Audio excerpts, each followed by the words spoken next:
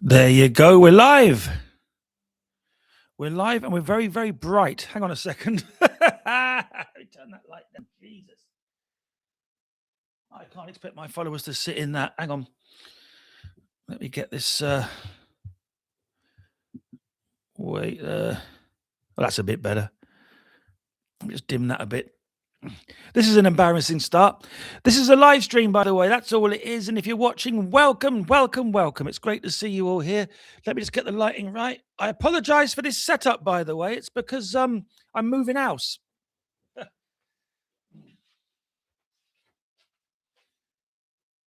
on a second. Don't all leave. What's the bloody controller for that?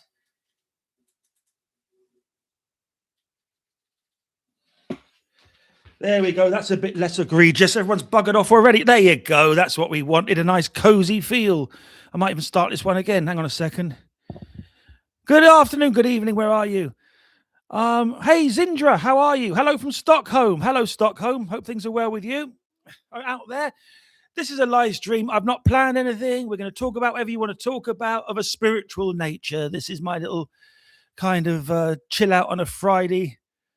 Let's talk about some woo shit. I've just got back from Jamaica, so I'm very, very jet lagged. I've only been home for about 8 hours, and I'm leaving again on Monday because that's what the magic demands, mate. That is what the magic demands. This week has been a weird one. I'm going to waffle until people come in. If you're watching the replay, it's because it got good later, and if it's not still up, it didn't.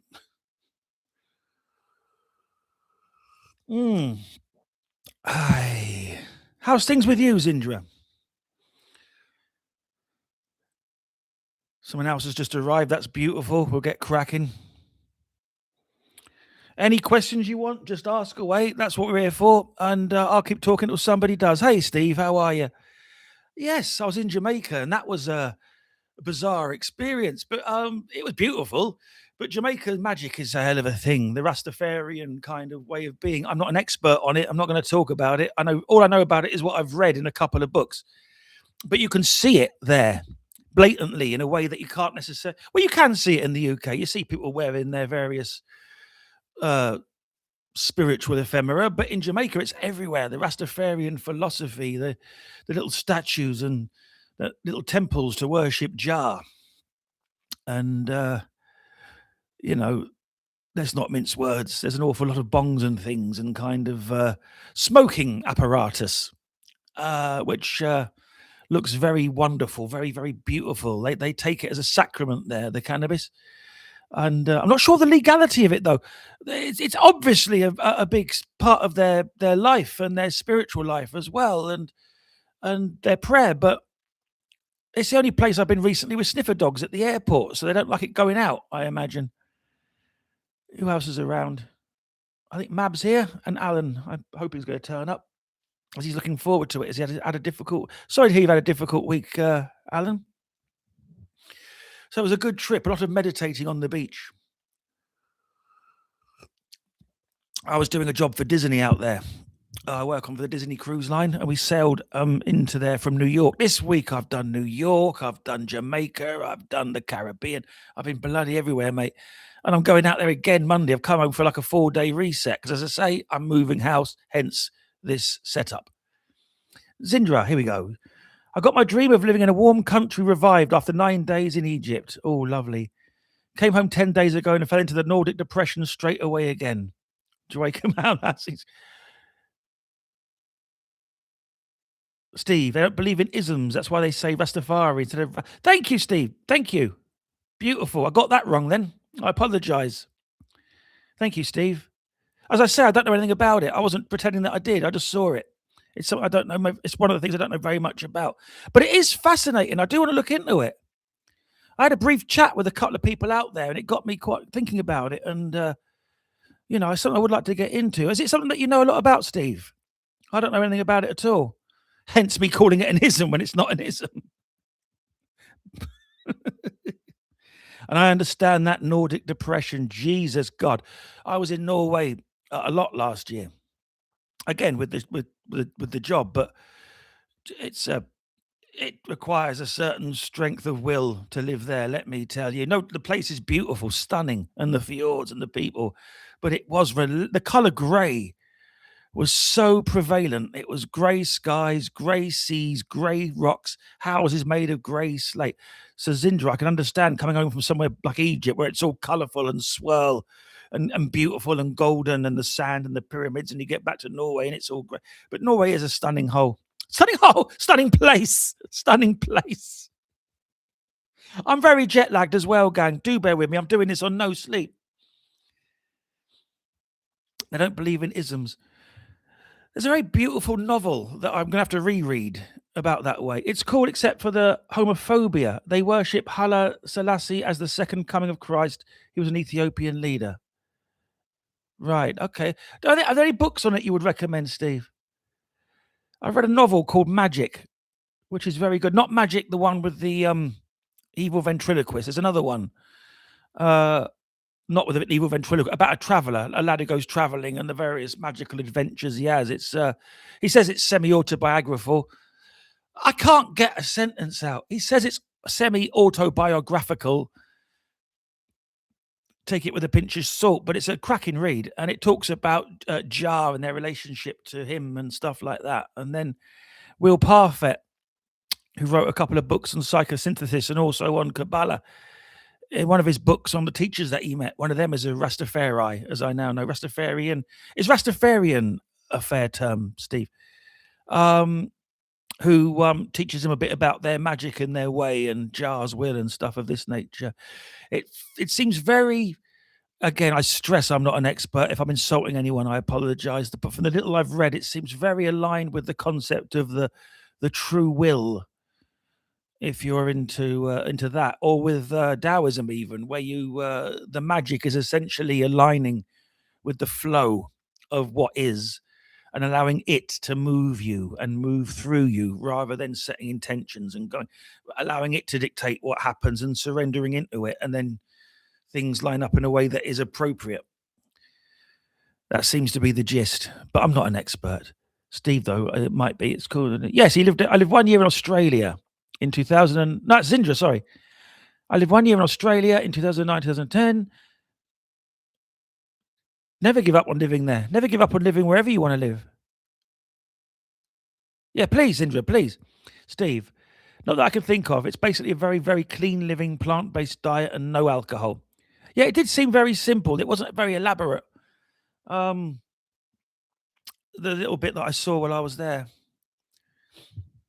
Because I asked, you see these people doing something cool and you ask them about it. That's what I do anyway. Let's have a look at Zindra's magical tale. Here it is. About the Matrix universe responding to our thought. Right. I was sitting on a bench outside last night and I had just had the thought about, I finally admit that my big dream is still to move to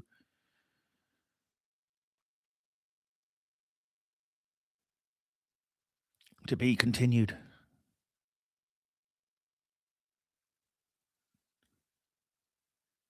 The universe responding to our thought. It's an interesting one, that. I've been doing a lot of thinking about that lately. An awful lot.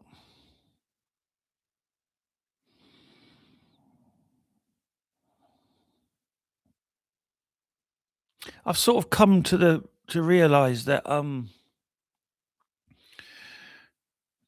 with regards to this next part, regards to moving to Australia and meet a man to marry there, to create a life with there. I have tried to bargain myself and tell myself that maybe Spain is okay because at least that's in Europe and an easier move.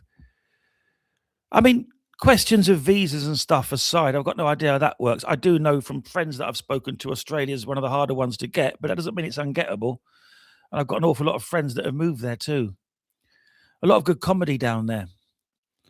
And it is a place that pulls people. There's a way to it. I've only been once, and it didn't speak to me in the way that, say, America does and Hawaii does, weirdly. So I can only, how Hawaii speaks to me seems to be the way that Australia speaks to them. But I do love their shamanism. I love their way, the Aboriginal way, that kind of the dreaming really is speaking to me at the moment, that liminal space. And how it seems to line up with things, other concepts like the default mode network, if you want to look at it from a neurological perspective, or Jung's collective unconscious, the idea that there's this shared space that is the dreaming that you can go up into, and you can kind of connect with other people and with the land itself. I've seen some very extraordinary things with regard to that. The kind of level of synchronicity it increases when you go into that wonderful space. It's something I'd like to explore more of. But Taoism's a full-time job. Only so many hours in the day, and I'm moving house. Rastafari is their preferred term. They're very nature-driven. They have some interesting use of language. They say things like overstanding instead of understanding. Let me tell you a true story here about one of my first magical experiences with regards to a Rastafari. Which I will now be using, Steve. Thank you for that. I was about 15 because I'd lied to get a job at Toys R Us up the road. This is way back when. This is like 15, so this would be the 80s, end of the 80s. And very unhappy I was, and I wanted magic in my life. And it was but I'm working, I'm at school all day, working at Toys R Us at night, like school, because I told them I was 16 and I wasn't. It was back in the days we could just fill in a form and no one could check, no internet. So I'm at school all day. I'm going to do the night shift at Toys R Us to try and get across, a few quid because there was no money. There's no money. It was that or have no money. I wanted some magic in my life, and I was just starting to have the inklings that there could be more going on than we were aware of. And I was walking home. This is in Woking, down the Goldsworth Road after my shift, so about 9:30 at night. And it was one of those clear nights you get in summer where everything seems to go high def, if you know what I mean. Everything turns on and you're in a flow state. I didn't know those terms then, but I was in just a beautiful state. I felt so vivid and so connected. And it's a full moon. And I just thought, oh, wow, maybe there's something. I could just feel something in the air, a goodness, a basic goodness, a rightness. So I'm walking along, really happy, just good, flowing. And out of the dark, it was a long straight road, Goldsworth Road, goes for about, I could just see him coming, was a Rastafari. Beautiful looking man. Huge. I mean, I was well grown then. He was up there on me. He must have been over 6 foot. All he was wearing was just this pair of sort of combat shorts, a pair of combat boots, and his Rastafari hat. He had these massive dreadlocks. And he had the marks on his face. I don't know what they mean, but they were sort of obviously that kind of scarring you get, but you get on purpose. That you do it as part of the thing, a little bit like the 3 dots you get when you do the toad venom.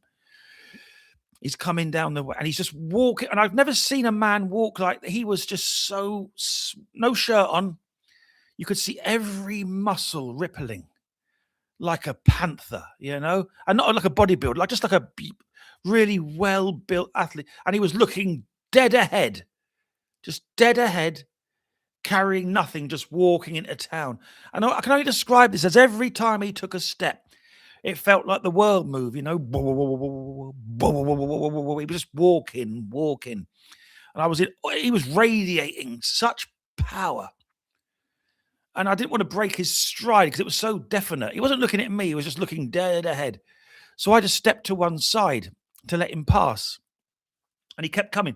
I'm not making this up. I had no reference points. I had no knowledge of anything of the esoteric nature then. Not even hypnosis, nothing. But I was just captivated. And I sat on the little wall outside the garage, the SO garage, sat on the wall. And he came past me, didn't look at me once. Boom, boom, boom. And as he drew level, as he went past, it's been level with me, he just put his head back and went, and as he did it, I felt like it literally was like pure force coming off of him. But not a bad force, just a force, but I was moved. I had to sort of do that. And I couldn't take, and I watched him just walk all the way down. Boom, boom. And then he just, as the under the lamp lights, he just literally, it's just the trick of the light. I'm sure that's all it was. Just the trick of the light. but to my perception, he walked into the darkness and boom, there was not there anymore. I am not suggesting I saw a spirit man or anything like this. It was probably just the streetlights, but the effect of it, it might as well have been what happened. And I got up, and I can honestly say, I was high. I mean, I had no reference points or anything then, but I was up. I was in a different state than I was when he came. I caught a charge of life, just a charge off him, an effect. I just ran home, not fearful, just because I had this beautiful, just this desire to move. And I got home and I slept like a god. It was just that force. That is one of the things I've been looking for again my whole life. Have that. That's my little Rastafari story. Back to Zindra. I just had that thought in my head, and a minute or two earlier, and suddenly two people walked past.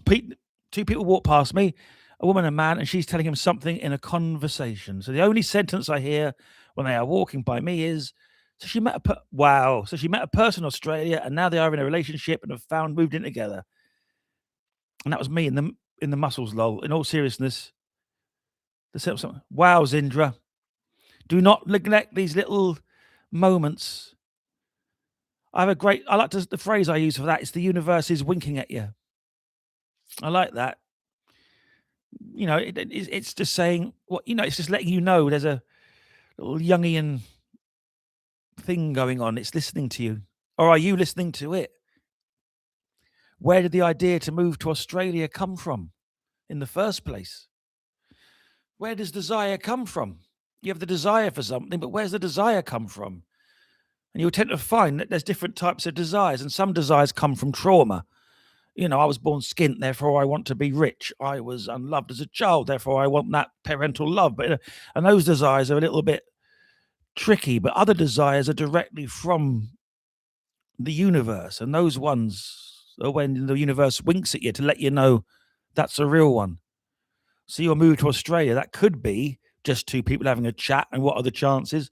But it could also be a little wink saying that desire is righteous and follow it. That was me with the muscles, says Steve. It might well have been. Yeah, absolutely. I manifested that situation. I did. And it set me off on a journey, I tell you. In fact, if I'm honest, if I think back, that was the first moment of there's something going on here. The first moment of, I didn't start looking into it more seriously until about 3 or 4 years later, but that was the first moment of, that was like a triggering event. And then that Paul McKenna book I mentioned in the last live stream, and now that came about. Not that I'm a NLP guy particularly, but it was the first book I ever got that made, there's books on other ways to think. If there's a book on this, there might be a book on that. Oh, you can learn this stuff. There's a bookshop in London called Watkins, and you can buy books that tell you how, and then you can do it. I didn't know any of that. I didn't know even there were books on it. Oh, to be a child of the 80s and know nothing. And then the 90s hit, and Grant Morrison came with it, and the rest.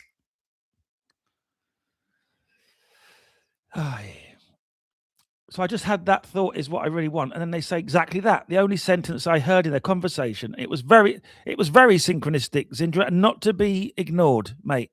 Not to be ignored. You had a little bit of a tap on the head there. Australia for you, I reckon.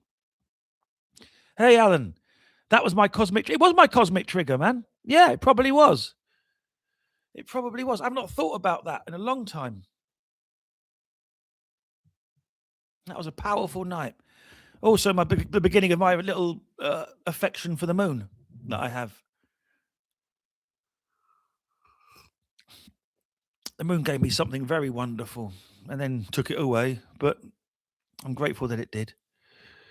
The 3 stages of magic, Steve, is again. 1, you take it very seriously. 2, you dismiss it as nonsense. 3, you know it's nonsense, yet it works anyway. Yeah. Yeah. Absolutely. Yes, we all go through that. You get angry with it as well. Sometimes. Not anymore, I don't. But when you're a younger person, when something doesn't work out, and you're like, I've done all this bloody thing, and it still didn't work out because your perspective's wrong. You know, when you start out exploring these ideas, I'll admit it, it's the wanting to get something back. You want to affect out there somehow. And when it works, you're over the moon. And when it doesn't, you feel somehow cheated.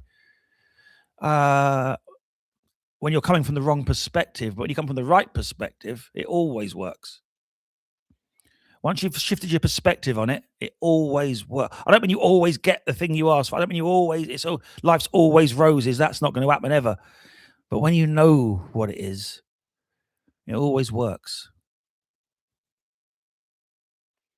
Unless you master Wu Wei and realize the journey is actually the gift, it will never work. Literally, yep, alignment. That's what it is.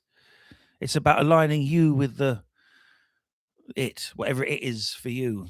You are it ultimately, but about alignment and then flowing with it. I tell you, who gave me an interesting lesson in that. If you want to hear this, Steve. You may have heard of the actor David Carradine, and if you haven't, prior to embarrassing himself to death, he died in a very unfortunate, and it was a sex game went wrong. But that aside, he was Kwai Chang Caine in Kung Fu, and he was a complicated man. Let's leave it at that. He was simultaneously, in many ways, actually quite evolved. He's no stranger to a psychedelic experience and a shamanic journey, very much like that, but also a massive prick. I mean, he was a dreadful husband, a dreadful dad. You know what I mean? He was he had drink problems. It was, in his book, Endless Highways, fascinating because you're reading it and you wrote this and it sounds awful, but also exciting. It's an adventure. You know, he does do some weird and amazing stuff.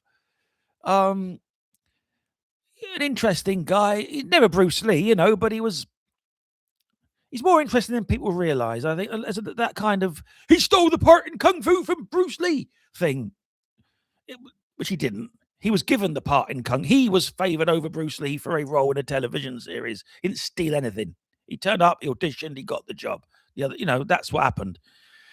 But a fascinating dude for many reasons. Anyway, I met him, and I met him in a. He was on his way to a Comic Con to sign stuff, but it wasn't that. He was in the cinema store waiting to go to that. So I got a tip off from a mate. He was going to be in for the day, just hanging out. And so this is fanboy stuff. This isn't, any special. I went to meet this guy because I was a fan. And it was the morning of an audition that I'd had for a show, which I got. But I didn't know I got it then. But I was running late and I didn't want to miss him because I knew he was leaving for Birmingham. So I got the tube into town, running up, and I had a copy of his book, Endless High. Is it here? I'll show it to you in a minute. I'll go get it and show it to you. But I'm in a rush. In fact, can we wait there and I'll get it? If don't turn off. Don't turn off and tell anyone that comes in that I'm coming back and I'll get the book and I'll carry on with the story. Don't go.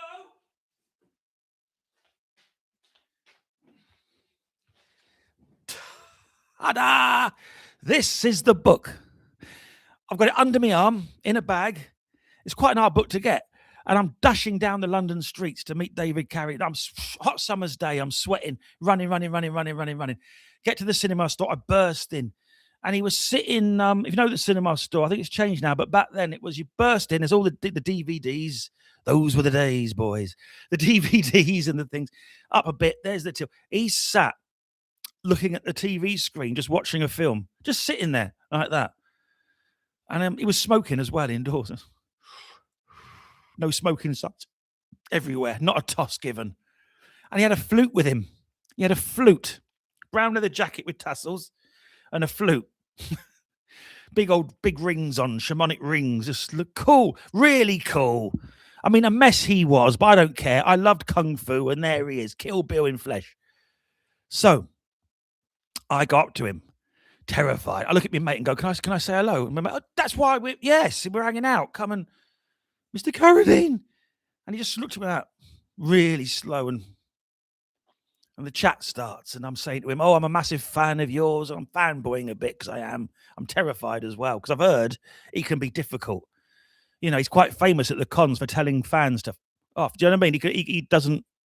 He didn't. Apparently, it was hit or miss. If you got him on a good day, he was great. If he didn't, he was just whatever mood he was in. He just sort of went with. You know, if he was in a bad mood, I've been. But he wasn't. He was. And he shook hands with me, and I got one of these off of him, and all this. And I asked him if he would sign my book, and he said he would, and he did. I'll show you what he wrote. This is about Wu Wei. He looks at me, sweat pouring down my face, and he says, "Have you been running?" And I'm like, "Oh yeah. I thought I'd missed you. You know, the tube was up the thing. I've had an audition this morning, and I didn't think I was going to make it in time." Running, your heart's pounding. I'm like, yeah. And he starts writing in this book. He starts writing away. And then he closes it and he says to me, "Don't read that until you get home." And gave it back to me. Oh, thank you. And we hang out and chat, stories, tee-hee-hee, about an hour. Off I go, high as a kite. I've met David Carradine. I'm on the tube. I thought, oh, I wonder what he wrote with regards to Wu Wei and what Steve just mentioned. Let me have a read of what he wrote. It's right here. You can all see it. It's there for all to see. He'd seen me running to get to meet him, and he wrote, "It's the journey that counts. The destination is largely a fallacy." David Carradine, 6th of the 4th, 2005. Wow, man. 21 years ago. And then he drew a little yin yang symbol as well. Isn't that amazing? I didn't realize it was that long ago either until I saw this. 21 years, Jesus. Fascinating book, this, if you can get a hold of it. I think you can get it on Kindles now, but if you want to read about a fascinating life and a man who met the Mexican god. Grasshopper, Steve. I think having to play a Shaolin monk and be known for it so long led him to become some wisdom without actually seeking it. Kind of like chaos magic. Play the role you desire long enough. He said he wasn't it did bring him to Kung Fu, but he did say he was no stranger to a bit of the old Native American stuff before he got there. He was very on the green already. That's how did he put? He said something like, "I'm 21 years." I'm thinking back here, like just said he wasn't making anything up. That he felt like he was meant to play that role, and that he wasn't making anything up. And then he did study kung fu for a bit afterwards, but he was a two. And I'm not going to pretend he was anything he wasn't. I mean, he wasn't. You read that book by his own admission, a fresh mess. But and his other book on kung fu philosophy, The Spirit of Shaolin, it's interesting and it's psychedelic and it's got some great stories in it, but it's also, you can see there was an ego there, you know. He was a bit of a playing the part, and yeah. If you want to read it, read it as unintentional comedy. Don't be thinking there's many answers in it, but it's entertaining. But that's all it is. How have you done the Quillfoff asks reduce money? The Quillfoff, I don't know. No is the answer to that one. Sorry, mate. I haven't done the Quill. I don't even know what the Quillfoff is. I've got to be honest. That's a new word to me. If you could tell me what it is, Redis money, I'll see if I have. But I don't recognise those terms. But don't worry about asking questions. Someone in the chat might have done. Zindra, do you have a good suggestion for protection magic for health for the loved ones? 2 of my cats are having litters in 10 to 15 days, and I want everything to go well and for mums and kittens to be healthy.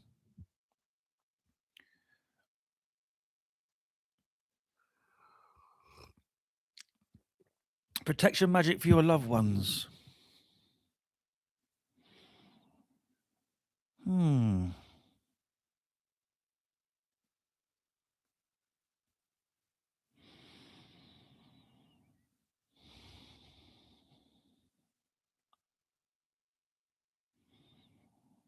Yes, I do. I've gone quiet because I'm thinking about when my cat had an issue and what I did.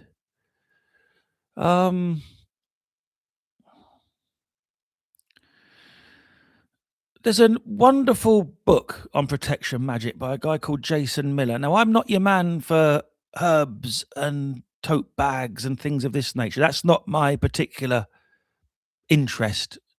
But that book has got some wonderful protection magic spells in it that I have friends that swear by.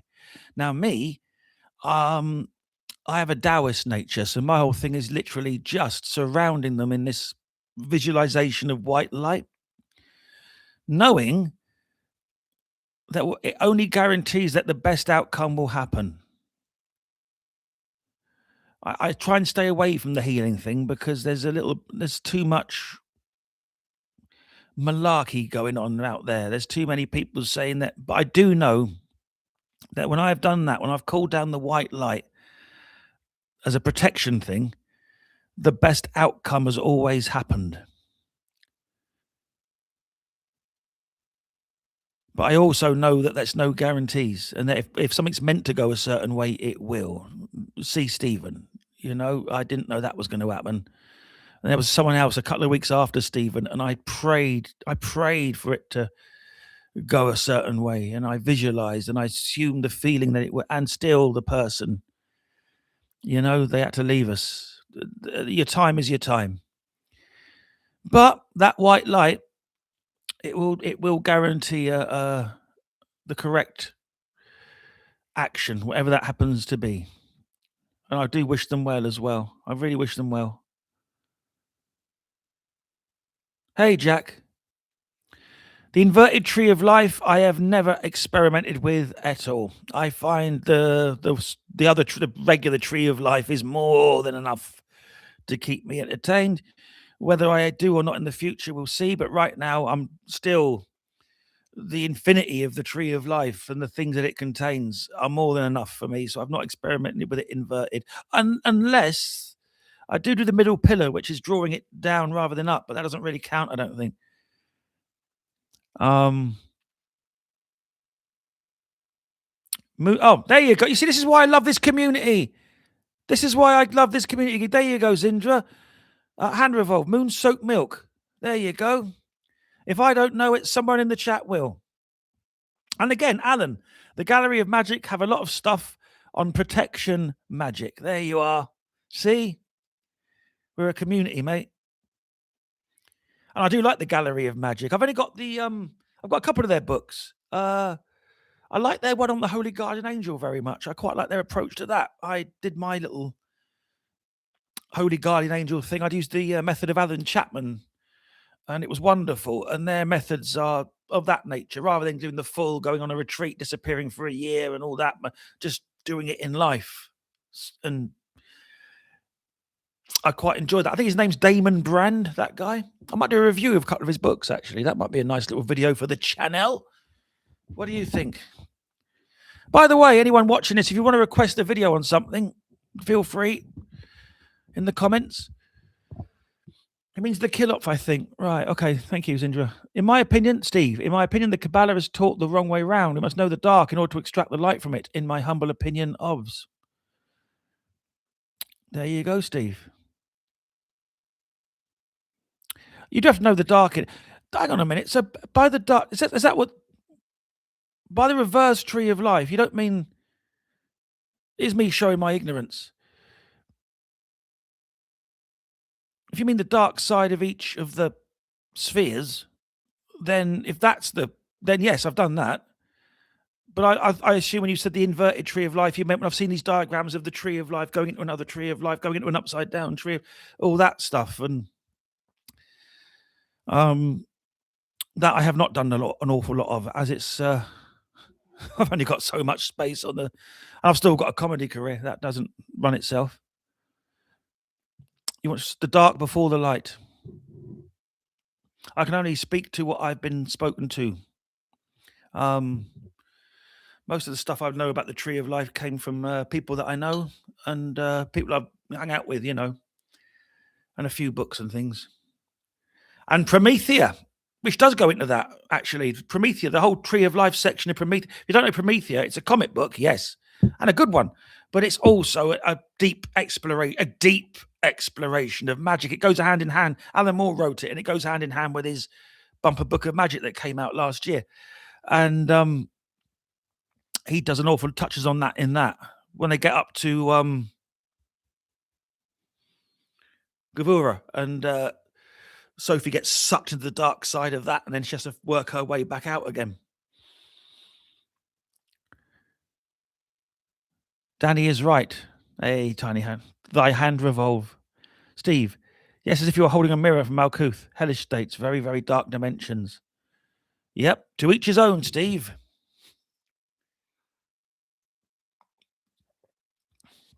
But it's Friday night. Let's keep it light and frothy. We're here for a chilled live stream, not to go deep into the darkest parts of hell. I've spent enough time there. That was the whole point of magic, to get out of that. Do I have any good stories about how you, one, manifested love in your life as in a love partner, and two, manifested money? Oh, you'll get into that if you like, Zindra. Hey, Mike. Hello from Greece. Hey, Mike in Greece. How are you, man? There's a magical land. I'm getting out your way this year. I've had a look. I am coming to Greece. So I'll do some videos and let people know where I'm going to be. Because people around the world, and I'm moving around the world, and if I'm not too far from you, we can have a coffee. You know what I mean? Now, manifested love in my life. I do have a story of that nature that I'm not going to share because I'm not. But it was the most. I'll dance around it. The most beautiful love I ever knew. That was entirely a magical thing. It was arranged. That was the moon was a massive part of that. The moon was a massive part of it. I should have mentioned it earlier. The moon giveth, the moon taketh away. And it's also something that, I don't know, it was more than a relationship. It was very, very, very beautiful, and it'll never not be wonderful. And it was entirely a magical series of happenings that brought us together, and it was a magical series of happenings that drew us apart. This is life, and this is all relationships, but this particular one, we were both practitioners, and we saw it. We saw the whole thing. And yeah, I'm never gonna. But with regards to manifesting money, that's how I live my life. Because, and I don't mean the something for nothing school of self-help. By that, I don't mean I sit on this couch and I imagine money appearing and money doth come. But I do sit on this couch, and then I have ideas that I then bring out of my mind into the world, and they turn into money out there. I'm serious about this. If you don't know what I do for a living, I'm a performer, and I fly around the world, do it, and I do it, to quite a high level. And I make my money off what is given to me, is given to me from it. The ideas come from it. Things happen out there, they go in, the ideas come back out. But I take those ideas, and others having those ideas, and then not, and that's it, and then going to work. Those ideas come out and they appear in the world as stories, performances, live streams. That's what this is. This is the idea of these streams is I get out of the way, and whatever happens, happens. And by whatever happens, happens, I don't mean I sit here like Mr. Ego. Whatever happens includes you lot. It's happening now. It's happening now. There's people ask questions I couldn't answer, but someone in the comments could. Synchronicity is happening now. We're doing this. I'm not doing it. We're doing it. You can see it in the chat. It's there plain as day. So, but also in terms of doing a spell for specific amounts, I've had that happen for me as well. I needed a certain amount, and I did a sigil, and lo, the things lined up and the money was created. Not just given on a plate, but the situations came up whereby I can make that little bit of extra. I needed a new laptop. I did the spell. The gig came in that weekend. It was the exact amount needed for the laptop. Would the gig have come in anyway? I don't know. Nor do I care. I just know that it happens that way. And that when I do these things, these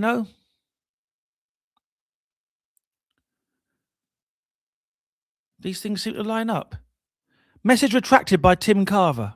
Oh, I didn't see it, Tim. Sorry, whatever it was. I didn't see it. Sorry, Tim. I didn't see your message. In the summer, Mike. Steve, depends on the type of magic, Tim. So Steve answered Tim's question, whatever that was. Yeah, sorry, Tim. Half the muse. Aye, half. Yes, if you're referring to what I was talking about earlier, they're very, very, very, very definitely. How do I start my magic again? Oh, well, I don't know where you're at, Tim. But if one of the best things you can do if it's blocked is to stop for a bit. Not forever, just for a bit. Stop.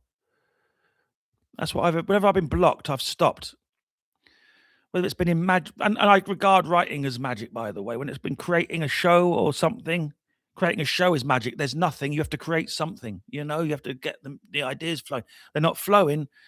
One of the best things you can do is just stop and focus on just here and now, presence, become presence, meditate in a simple way. I don't mean a lot of astrology.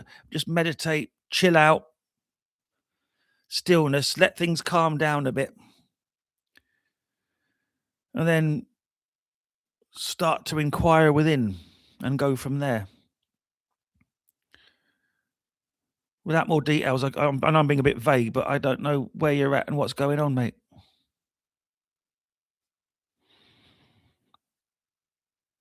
But start again simply. Invite it in as well. That's just stop asking, stop, Rich, and just invite it in.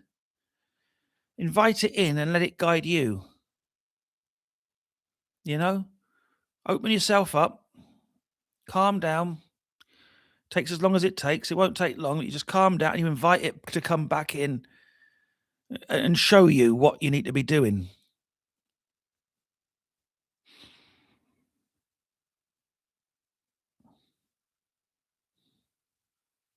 Magic's one of the ways I start to call it. That was Stephen. He used to call it sometimes he called the Tao the magic. We just have to ask the magic. We did it once. We were sitting. It was a little ritual we did, just sitting in a cafe in Soho, watching the world go by. Summer's night, beautiful summer's night, about 1 a.m. So Soho was still running, but winding down. It was just lovely, and we just invited it in. And the ritual was just simply he sat and closed his eyes, and I did the same. We just invited it in. Then we took a stroll down to the River Thames, down where that Egyptian needle is, and just spent a bit of time with that. Asked it to get things moving again. Prayer's quite a nice thing to do when you're magically blocked as well. By the way, everything I say is from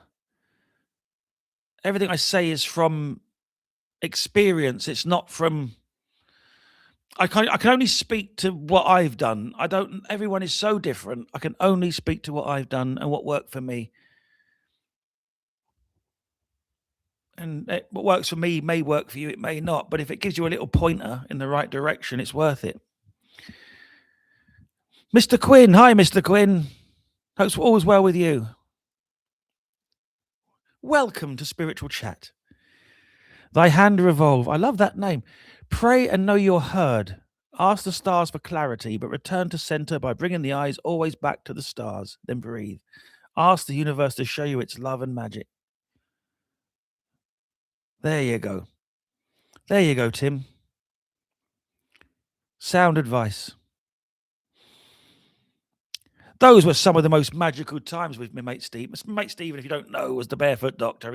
I've talked about him ad nauseum, and I will more. But he was the master magician, and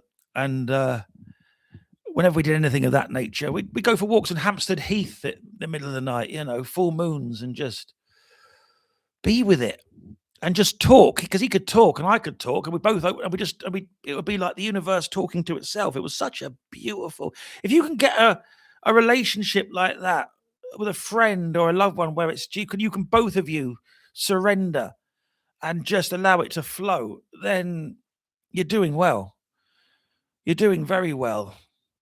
And Ronnie, R.D. Lang, if you know who that was, he was Stephen's teacher. I never met him. He was gone way. I was 10 years old when he died, but the moon was a massive part of his whole shamanic psychotherapeutic world. Lang was the anti-psychiatrist in the 60s. I'm sure you must know who he is. If you don't know who he is, Google that shit. It's incredible.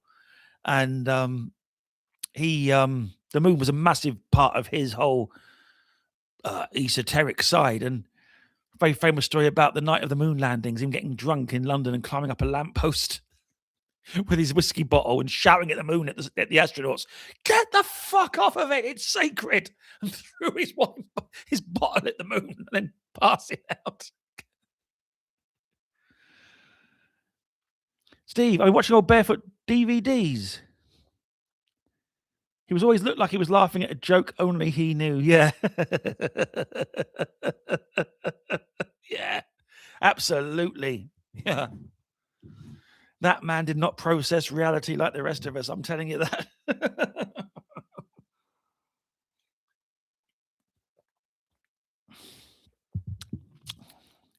Tiny hand revolve, an orb sighted just now. That's rather lovely.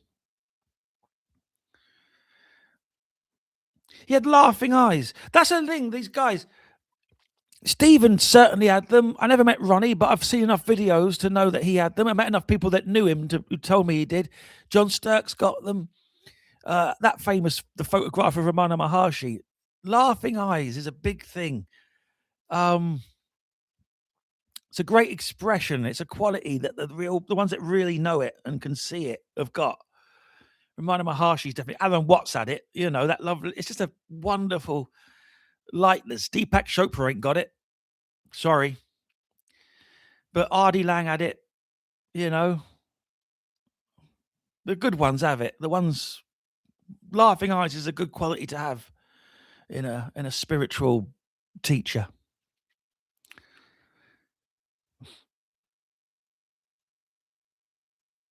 He knew it was all just a game, I imagine. Oh, he did. Yeah. It was all a game. It was all a show. Theatre. He called it theatre. Cosmic theatre. That's all it is. When things were like going a little bit pear-shaped, whatever, he had to deal with a business thing, and then he'd talk about the business side. This is going that, and the money, and the thing, and that, and that. He always do this. Oh well, it's all good theatre. Or if he'd had a relationship not work out, it's all good theatre.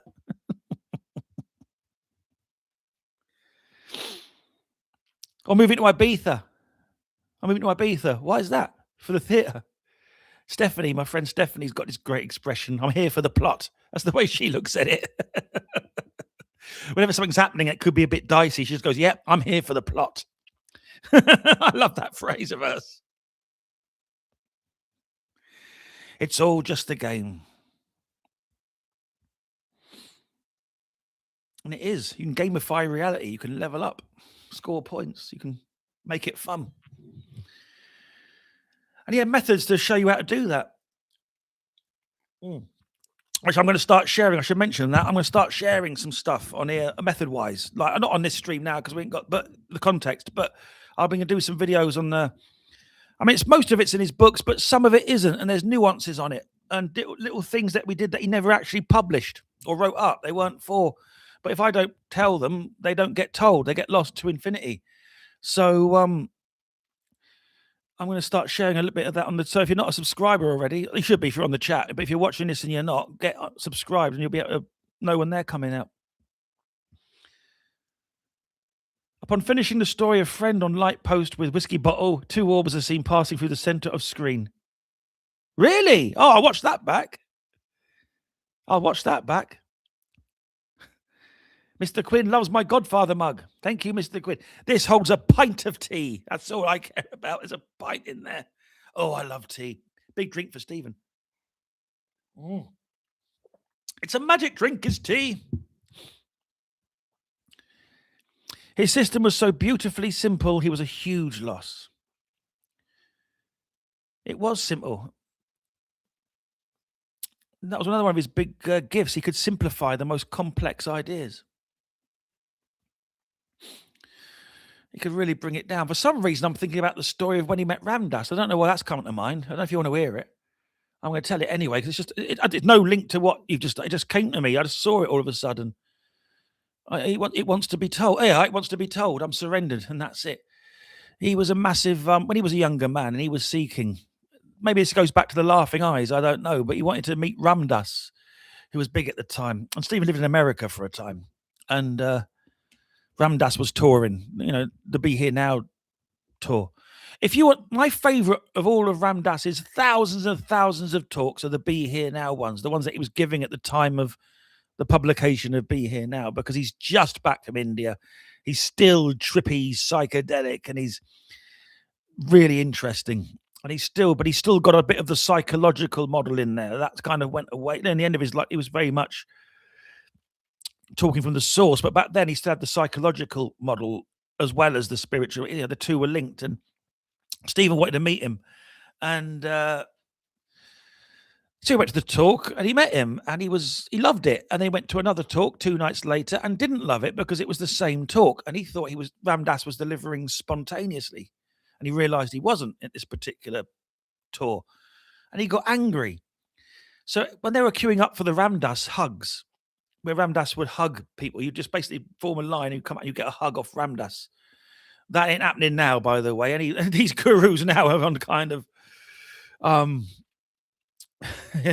too many stories again. I draw your attention to Deepak and the Epstein files. Disgusting. But they're coming up for their Ramdas hugs. And then when Stephen came up to me and I'm not hugging you, man. I'm not hugging you. And he said to him, he started to say, look, you're a fraud, man. I heard that story last night. You did this and you did that. And this is all constructed to try and make you look like the guru. You're playing the part. You just want the hugs and the money and the thing. You're a phony. You're this. And as he was saying it to Ramdas was just there. No tension, no reaction, genuinely 100% full presence. Ramdas was the universe, and he was allowing Stephen for this. And Stephen kept coming and coming. And so as Stephen was talking it out, he realized what he was doing. And he said, and I've just realized as I'm talking to you that the real fraud is me. I'm the fraud. The first experience of I'm being triggered because I want to be like you, but wanting to be like you and being you are two different things. I have to become it authentically. I can't copy you. And I want all the things you've got, and it's all in me. And then Stephen just dropped it all in that moment. And then Ramdas just smiled at him and went like this. And just Stephen leaned in, and Ramdas just held him like that. And then, held him like that. And then they became friends. Hung out a few times over the years. But that was their first actual speak, was Stephen having a go at him, and Ramdas just looking at him and beaming pure love back. And Stephen realizing that all the anger and all the things he was feeling were within him, not in Ramdas, in him. And Ramdas had drawn them out to be shown to the light, and he liberated him from that. Smiling eyes.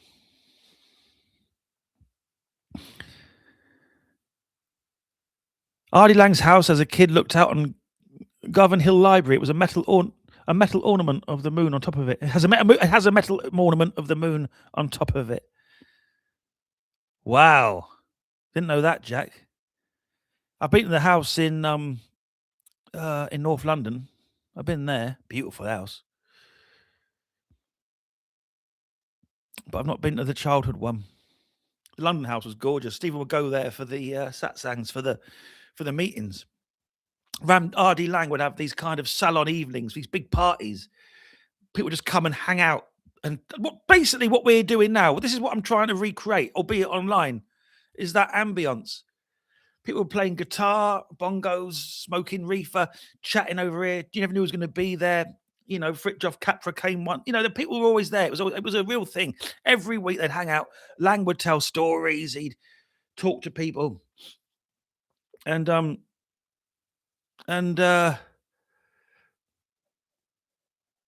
okay, Jack. And Stephen would go down to those, and those were some of his most enlightening moments. And that's where the story of Ronnie and holding him in a trance happened. If you want to hear that one, because whatever story I got distracted, I was going to go somewhere. But those lovely meetups, they don't happen now like that. They should do, because there's no figure to gravitate around. People gravitated around Lang. Young people, old heads, psych patients. John Stirk, who's my yoga teacher now, he was very close to Lang. He and Lang would do workshops together. Beautiful man, John. Now I'm going to try and get a video of. He's very elusive, but I'm hopeful that I'll get him to sit down for an hour and talk to me. You'll get some stories there. Oh, wonderful teacher. Wonderful books he's written. But one time Stephen asked him, right, this is a true story I'm telling you now, but I can't prove it. So you're going to have to take it on a level of trust. And if you don't believe me, you don't believe me. But Stephen was telling me this, that he was called into, he went to Lang, one of these sessions, he was in one of his sessions with Lang. This wasn't it. Lang was just sitting, doodling, the thing was happening.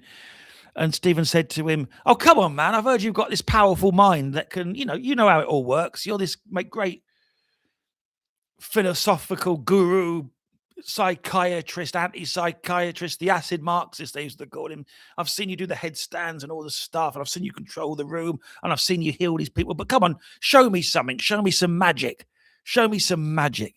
Because Lang had this interest in this. He doesn't write about it, but he did. Those that know him knew that he had this kind of a interest in the powers. He only talks about, there's one book I found, Bob Mullen's book, Mad to Be Normal. He talks about it a bit in there. That's a book of interviews with Lang. And Lang looked at Stephen and said, I would do a very bad impression here, but in that Scottish accent he had. He looked at Stephen and went, if I could show you something, and stared at Stephen. And then Stephen said the whole world went, like me with the Rastafari. And Lang's presence became so huge. His face physically looked, and he held Stephen in this sort of timeless space, almost like a DMT trip without the. And Stephen said it could have been 3 minutes or 3 hours because there was no time, did not exist in that space. Therefore, there were no reference points. But it was profound. And Stephen couldn't talk. It was just like, and his whole consciousness cleared instantly. There was just this tunnel back into the infinite. Boom, straight from Lang to him. And Lang held him. And then it went like that when Lang went, and it all went away. And Artie Lang just said, now, what does that prove? And then went back to writing whatever he was writing. And Stephen had to, whoa, geez, he had to leave. It was like free drugs. He had to leave the room and go back into the party. It just blew his mind. Whatever it was, a kind of just this experience. And I'm like, whoa, man. And I know, but then I've had a hit of it a couple of times. I was at, I'm sure he won't mind me telling this. John Stirk was doing a workshop, and at one point he did say, he was talking about these experiences and things that happen. He said, sometimes I can do it. And he looked around the room and he locked eyes with me, and it happened. He locked eyes with me and he held me like that. That similar thing. He just looked at me like that. Beautiful smile, just looking at me like that. And I was just like, oh, I found my guy. That was after Stephen was gone. So yes, there are such things. Whether they're subjective or objective, I don't know, but I've had experiences. Jack. Outside my bedroom window was the dome of a public library, on top of which was an angel poised on one foot as though to take off to the moon and the stars. Oh, that's beautiful. Oh, that's beautiful. Lang's worth reading, mate. Not all of it, but a lot of it. Politics of Experience is definitely worth it. I'm quite a fan of Knots, but it's a book of poems. I've got some over there. Maybe we'll have a bit of books with Buckles and I'll read you a bit of him. I'm sure I told you this last time, but in case I didn't, when I was in, I'm sure I've told you this, but when I was in Amsterdam and I'd sampled the local produce, I was a younger man, and I ended up, I don't know what happened. I just know that I ended up standing on a bench in that, I forget the name of the road, that beautiful road. You come off the ship, you got the station, the train station in Amsterdam's there. You go up to the left, that road, that big famous road where all the head shops and the lovely quirky places are, the bars and the smells. And I was stood on this this bench, and I read out the politics of experience just for myself. I was off my head, and it's legal there. But I read the politics of experience. I can experience you and you can experience me, but I will never know your experience of me as you will never. I was just reading it out in a bad Scottish accent. Boom, boom, boom. Did the first chapter, closed it. I remember getting around, looking up, a crowd had formed. I got a massive round of applause. Then off I went, had my experience, woke up later, and my the jacket I was wearing when I left was gone, and I was wearing a Tai Chi jacket, which I have upstairs, and I've got no idea where it came from, who gave it to me. I obviously swapped it with somebody at some point, but that was a night. Oh, another orb just now. The orbs are out tonight. Top orbing. This is quite nice. I know I do these on a Sunday, but I'm away again, so will this be recorded on the channel? It should be, Tim. This live stream? I'll leave it up. Yeah, if you like, I'll leave it up.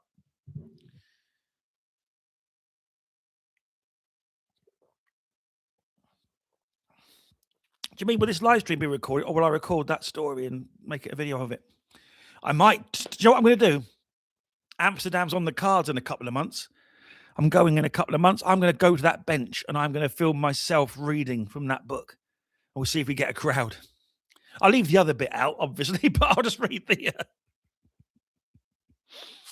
Or maybe I won't. That'll be good fun.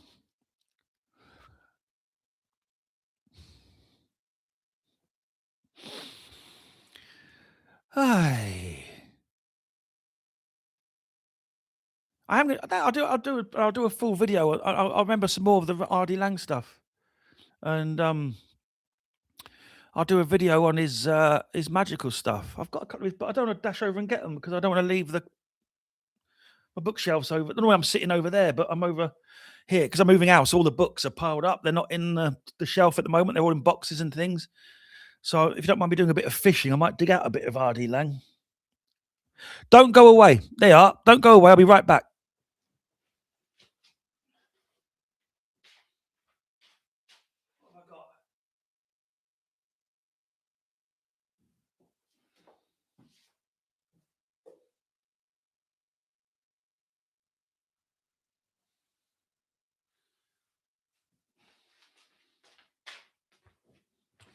Oh, right. We're back in the room. No one left. Thank God. I haven't got politics of experience. That's been packed away. But I have got, this is beautiful. The Facts of Life, an essay in feelings, facts, and fantasy, is an absolutely wonderful, wonderful book. It's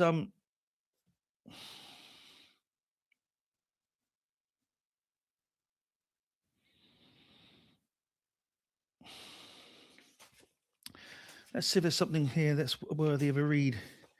There's some biography in this, and poems and things. Oh, mate, it's all this kind of. This is the flow through the birth process that you wrote up.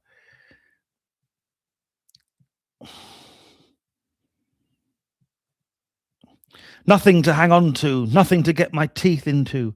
First extensions into endometrium, chorionic villi, placentile villi, fingers, teeth, and toes are getting into it. Arrows down, going into the nitty gritty, becoming grounded and established as I getting a grip, being rooted. I feel like a sponge, a deep underwater creature, like an anemone. I'm sodden with terror, suffused with fear, a terrified sponge. I'm quivering all over. A woman of 30 tells me of a dream. A piece of gum is going down an escalator, the steps of which are not moving to a garage. She's been keeping a dream book. She was struck by this dream over a year back, which she had forgotten because it occurred, she subsequently calculated, 2 nights after she had conceived. She had not dreamt. She had conceived until she missed her next period, and now she wondered whether this dream could in some way be a representation of a zygote. The gum going along the uterine tube, the escalator to the uterus, the garage. All stuff like that. Well worth it, The Facts of Life. It's just about how we are, how it is, cut-ups, cut-offs. Very random, but very good. Recommend that.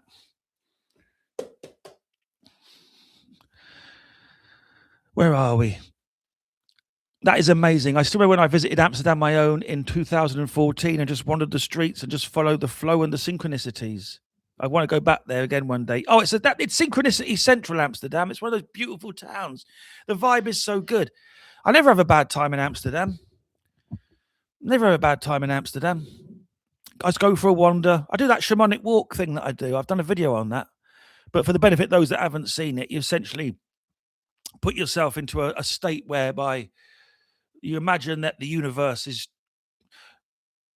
ultimately every interaction you have with anything is an interaction with the universe, with it. This is an interaction with the universe. Sipping this tea is an interaction between you and the universe.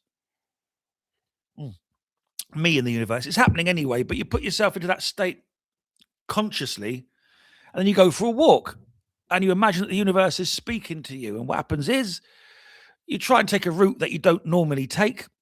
You stay safe. You take a route you don't normally take, and little things, bits of street art, people, stuff that's happening kind of starts to pop out at you, and you get little.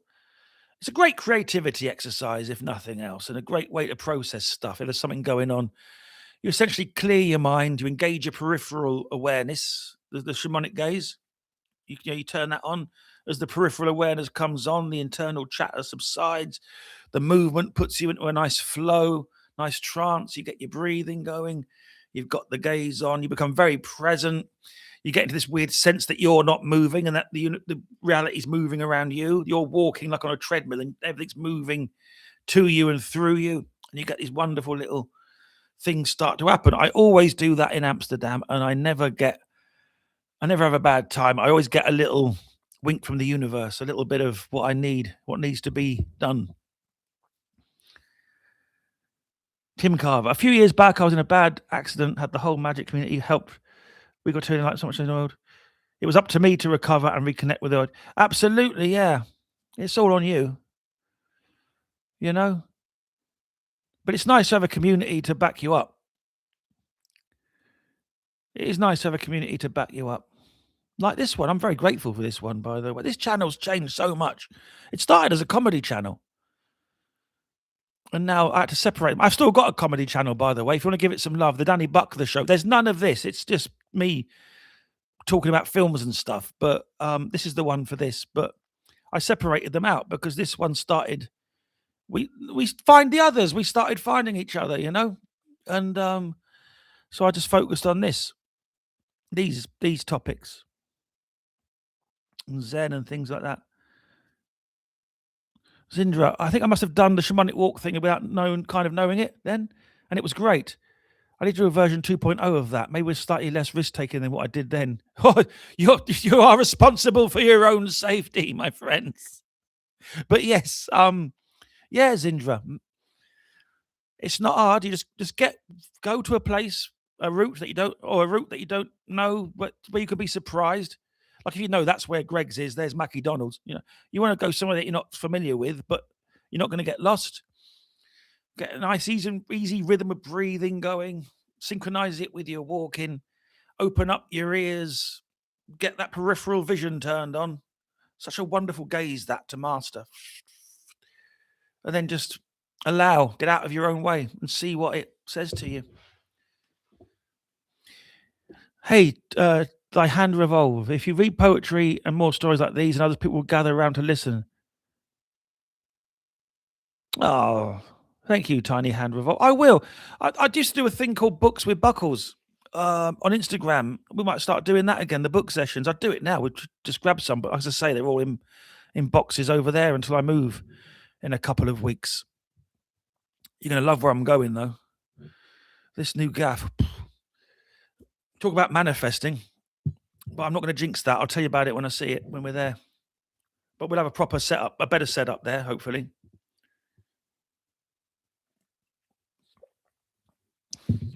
And magic will be all around. Where am I moving? As I say, I don't want to jinx. I will tell you, and I'll show you. But I just don't want to jinx it because it's too Too amazing. And if it doesn't happen, I'll look like a fool. I don't want to do that. I don't want to jinx the magic. But it'll be a spot where I can do a lot more of this stuff. And things are happening, family. I'm telling you, I'm going to I'm working on some stuff behind the scenes. I don't want to tell you about it now, except to tell you this: that it's real, and it's happening, and it will be happening over the next few months. And then when it's happening, you're going to be the first to hear about it. And there could be some retreat stuff happening towards the end of the year. And yeah, we can all meet up and do this in person. Steve, do you ever leave from Southampton on the cruise ships? All the time, but not normally at this time of year. I do a lot of Southampton in the summer. I say a lot, 3 or 4. But this time of year, it's all America, where I'm going back on Monday. America, the Caribbean, that part of the world. And then come the summer, spring, summer, the ships start coming to Europe. We do the crossings, and then there's a lot of them coming in and out of Southampton. So yeah, plus my family's from there. And I'm not far away from it either, Southampton. I'm close enough I can get a taxi to the ships. And I do. Because I deserve it. I don't like trains. I don't like the crowds. The warrior. The warrior. Another little Stephen phrase. The warrior and the warrior. They're both in there. Sort of his version of the two wolves. Which do you feed? We'll go for a coffee. Yes, Steve. That would be lovely. Yeah. Is that where you are? Mm-hmm. We'll find a way to make that work. I'm trying to find a way to let people, so people can you can contact me by leaving a comment on here, and you can contact me through the Patreon. That don't pay for but there's nothing on the Patreon. People keep subscribing to it, and I feel bad because I've had to set it up with a thing, but the content's all on here for free, you know. But I was thinking about starting a Patreon. Like, we'll do some stuff that subscribe, and I might have to do that because long story short, I want to do more of this. But to do more of this means I can do less of that. And if I'm doing less of that, I've got to find a way to pay the bills. But I'm talking about 2 or 3 quid. But I might start doing some stuff of that nature just to kind of enhance it. But this channel will always be here. Don't you have to ever pay for anything. This channel will always be here. And you can always ask anything. But yeah, once I get that going on, people have a way to contact me. But right now, there's nothing on the Patreon, so please don't. I feel bad when people do that because there's nothing there, you know. Once I start making stuff for the Patreon, then I'll tell you. The New Forest is very magical. I grew up around the New Forest, and it is very magical. Yeah, it is a magical place. Very happy memories of the New Forest. Forests are magical, full stop. That's one of the things I'm going to miss when I move out. We've got a forest here. I live on the back of, just out the back of here. It goes into a whole big thing, and I'm going to miss that. That was a daily thing in the summer. But where I'm going is even more countrified, so I'll be further out in the sticks. Some beautiful locations there to make stuff.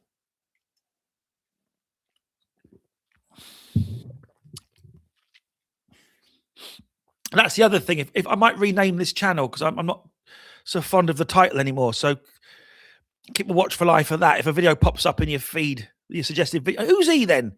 It might well be me if I've changed the name of the channel. Lyndhurst.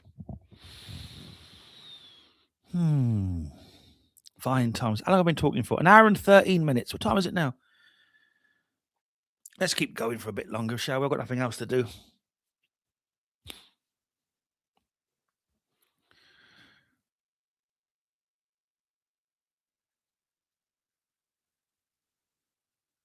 Feelings are facts too.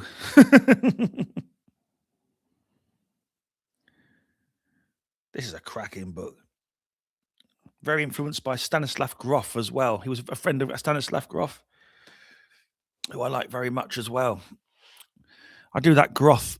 Everyone's into breath work now. You know, this Wim Hof and the panting and the huffing and the puffing and the different and DMT breathing and ways to get that go. It's very, very, very popular and well known now, but it weren't always thus. And Lang was a pioneer of that. And then Groth was the one that came up with the holotropic breathing because he was trying to find a way to get the LSD state without taking LSD. He was experimenting with LSD in therapy, as Lang did, successfully when it first came about. And then it became illegal, so you couldn't get it anymore. So they all experimented with breathing to get yourself into that state. And holotropic breath work was the one that I learnt from Stephen showed me how to do it, and then a couple of other people I've worked with. And it doesn't put you in a complete LSD state, I can't lie, but it does get you pretty close after an hour. The body experience is similar. The body experience, you don't get the wobbly hallucinations, but you do get the body experience, and you do get stuff that's caught up in the body gets released out, and you can see it. Reiki therapy would do the same thing. You'd have these moments where you pop in, oh, right, I'm back in a scene, like an overlay on what's actually happening. More than just thinking about it in your head, it kind of popped out and was there, and you could process things. I really appreciated that. And he and Lang had a lot of stuff in common there. The huffing and the puffing. When you hold it out your breath. It's very good for you. Yeah, you look really fit on it, mate. Jeez. Could you talk sometime about Tai Chi and Zen and how it works with Zanjang and how it works for you? Many thanks for these videos. Big love from Belfast. Hey, BJ McCready. Yeah, what do you want to know about Tai Chi? So it's Zanjang. Is that like Qigong? I'm not familiar with that phrase. I definitely know those two words, but for some reason that's not coming to my head right now. But the stuff of that nature I've done and do. Tai Chi, Zhongyi, Baogua, and Qigong, different schools of Qigong as well. I can definitely talk about that. Yeah, a bit if you want. Oh, the standing tree exercises. Thank you, Steve. Yes, thank you, Steve. Yes, I can talk about that. Right. Just that when I was taught them, they were called the standing tree exercises. Stephen was one for simplifying his descriptions of things. They're all beautiful. They're all beautiful. I love all that stuff. So, I mean, I do. What do? I do every day. I do the Tai Chi. Every other day I do the Baogua and the Zhongyi. And then some days I Xingyi. And then some days I do all of them if I'm in the mood. So Tai Chi is, as you know, the one where the flowing thing, it's basically Taoism. It's a ritual. When you do it, it's got all of Taoism contained within it if you do it right. And weirdly, it's the only thing I've ever used to defend myself in an actual fight in my adult life. It's what came out.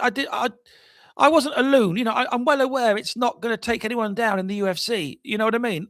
This nonsense that you can, do that is just that. There's this actual fighters will win. Except that the one time I got attacked in the street, and I've boxed, done a little MMA, not much, a little, but I have boxed kung fu as well, but actual proper, have a go kung fu. But when someone came at me in the street, they came at me with these bad intentions. They were going to hit me, and I did ward off left, and whoomp, it was like something out of Crouching Tiger. They flew. That's not a Mr. Hardcase story. That's not a bit. And then I went and helped him up, and they were like a bit shot, and they were just a nutter, and it was just their momentum. It wasn't any kind of esoteric chi power. It was their momentum. I was relaxed, and I just flowed with it and redirected it. That was all.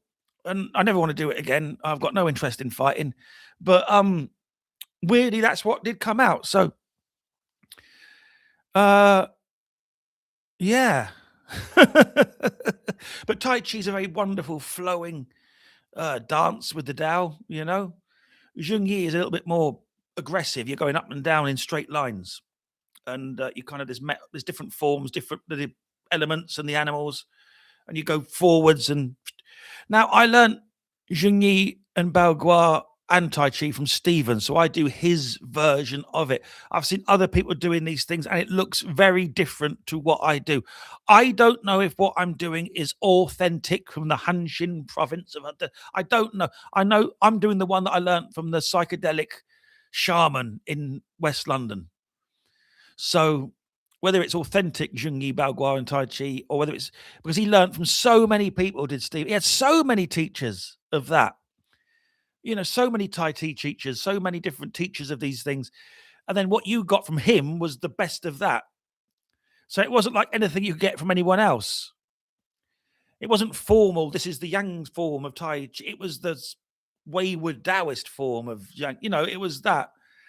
And that's the one I practice because I honor him. He taught me that, and I do it still. And the one I really love is the Baogua, because Baogua is when you're turning in a circle. You're walking a circle, and then you're with your hands in the various sort of postures of it, and then you do like a kind of a direction change thing, and then go back the other, and then go the circle the other way.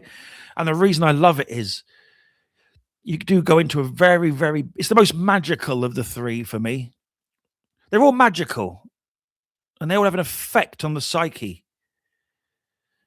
And so Zhongyi is very good. If you've got to do something that requires focus, a round of Zhongyi will put you in that, you'll come out of that really focused.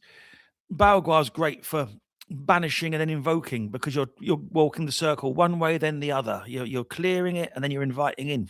And you go into this wonderful, you don't get giddy.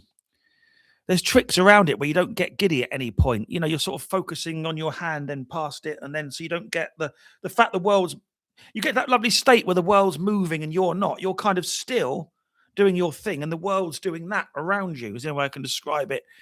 Subjectively, objectively, you're walking around in a circle doing these moves, but subjectively, you get to this point where you're still, and the universe is moving around you. You become the center of the hub of the wheel. And I enjoy that state very, very much. And also it's a good workout. You get a nice sweat up, you burn a few calories. And I remember asking Stephen once when I'd learned it, this is no good for fighting though, is it? And he said, well, come at me. And I did. And he did the Baogua circle. And I don't know what happened, but he was there. And then he was behind me, and he pushed me from behind. Well, hey, like that. He sort of did the first palm or something. He did something, and he was round behind me before I knew what was going on. Round behind me, facing the way that I was going, Really lovely stuff. And then there's obviously the Qigong. Wim Hof breathing is too aggressive. And me, Steve. And I'll be honest with you, I've never felt any benefit from it, ever. Not to talk about fighting, but a decent Tai Chi man will die you up. Yeah, Stephen could do it. I don't like that Wim Hof. I've never got anything out of it. I don't get it. I know everyone swears by it. I've never gotten. I do breathing stuff, but it's too aggressive. And I like the Taoist breathing. I like pranayama. I like calming stuff. Maybe it's my nervous system. Maybe if your nervous system is aligned with Wim Hof, then you'll have the experiences he describes. But in my experience, I haven't ever. So I can't say yay or nay. Other people swear by it. But yeah, Qigong I absolutely love. So Qigong, if you don't know what that is, with Tai Chi, Zhongyi Baogua, you're moving around with fighting forms. Qigong is just movements, gentle ones. And there are medical ones, and ones for strength, and ones that massage your internal organs. And they're lovely to do, especially after a long flight. Those have been there's people wonder why I get over the jet lag so quick. And the answer is I don't. But first thing I do when I land, is I get to where I'm going, be it the hotel or the ship or the venue, where I'm staying. I get there, then I'm straight outside, because it does two things. One, once you're outside, your brain knows where the sun is in the sky, so it starts to correct your rhythms and get you into the rhythm of the place. But also to get everything moving. The lymph is the main one, because you've got to get the lymph moving and get the fascia lubricated, and the chi, the electrical field. So I do the Qigong for that. And I know so many, and I don't, these days, I get out of the way and it happens. Whatever movements I need to make. So some of them are medical, like that's massaging, it's literally massaging your heart very gently. If you do that in time with the breathing, the pulse, the medical ones, there's ones for the lungs and the spleen where you're twisting and the kidneys, and then you're coming round and up, a couple of the animal ones, realigning the skeleton. There's all these different ones. I can't really show you on this. Maybe I'll start doing some videos on that. And Falun Gong is just mind blowing. I can imagine. I've seen those dudes actually. I've not done it ever, but I've seen them outside the embassy meditating. They're outside the Chinese embassy in London. There's a Falun. They're being persecuted in China, and they've always got somebody out the front of the Chinese embassy meditating. And I've seen them sitting there like this with people walking past, taking the piss, rain coming down, traffic. They are just so powerful. Just sitting there radiating it.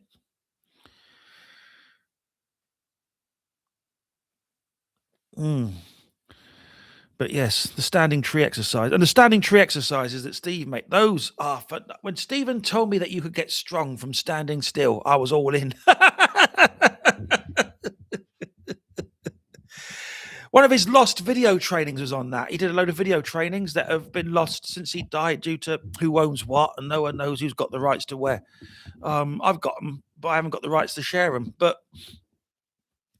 it's essentially, standing in a stance, be it the horse stance or a one-legged, but you hold it for time. And then you hold the posture, very much like yoga. You sort of hold the posture.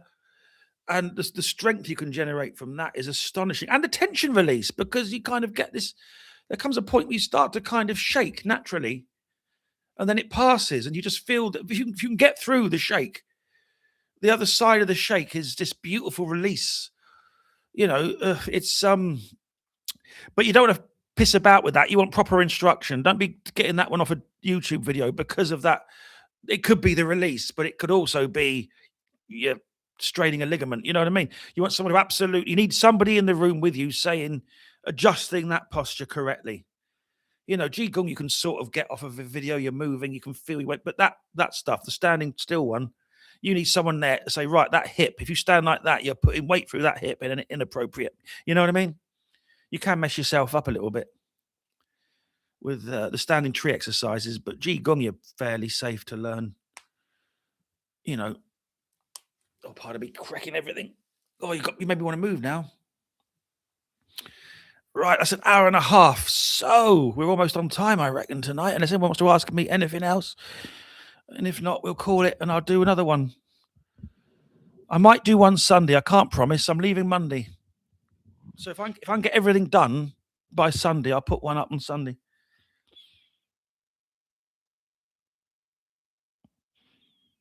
Yeah. Yeah, you're not wrong there either, Steve. The hard thing with I keep reading out the questions because I'm not sure with the playback whether they come up or not. And I want people watching it later, as it turns into magic without tears. The hard thing with Tai Chi is that a lot of the language doesn't translate, and what we call softness is really applied tension. Yeah. You could do with a teacher if you want to learn it. And there's loads. There's lots of teachers.